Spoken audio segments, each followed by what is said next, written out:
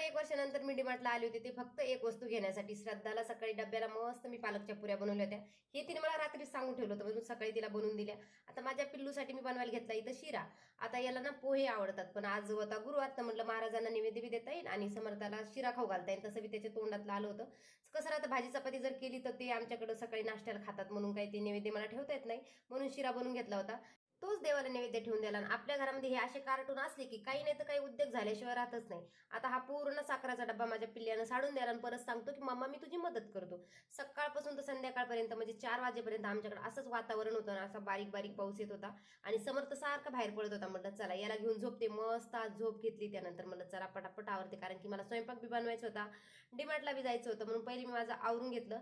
हा जो ड्रेस मी घातलाय ना तो मी फ्लिपकार्टून घेतला, एकदम कमी किमतीमध्ये, खूप छान. साईडला मी वरण भात बनवून घेतला होता, कारले कट करून ठेवले होते, त्याच्यामध्ये मीठ टाकून ठेवलं होतं, म्हटलं तिथून आले की बनवता येईल. आणि पप्पा आले की यांचं कौतुक चालू होऊन जातं की मम्मानं असं केलं, मम्मानं तसं केलं. दिवसभर यांना किती सांभाळा, पण संध्याकाळी ते कंप्लेन केल्याशिवाय राहतच नाही. संध्याकाळचं वातावरण आमच्याकडे एकदम भारी झालं होतं दिवसभर पाऊस पडल्याच्या नंतर. आणि डीमार्टला जाऊन पहिल्यांदाच बघितलं की बॅगला असं काही लॉक देतात. आता कधीपासून देतात ते माहित नाही, कारण की मीच 1 वर्षानंतर गेले.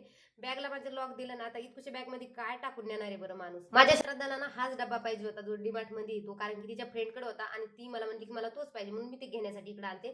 समर्थ माझा मम्मा हे घे ते घे, म्हटलं सगळं ठेव बाबा, आपल्याला काहीच नाही घ्यायचं. तरी बी मी 1-2 गोष्ट एक्स्ट्रा घेतल्याच गेल्या. आणि हे सगळं घेतल्याच्या नंतर समर्थाला मी सहज फिरवत होते, त्यांनी तिथून एक डिश काढली आणि ती मम्मा मला घ्यायचीच आहे. म्हणलं घे बाबा, आता तू तरी कशाला मागं राहतो.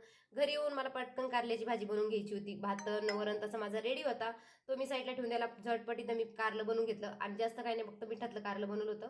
आणि संध्याकाळचं असं काही आमचं जेवण होतं. चला तर बाय, श्री स्वामी समर्थ.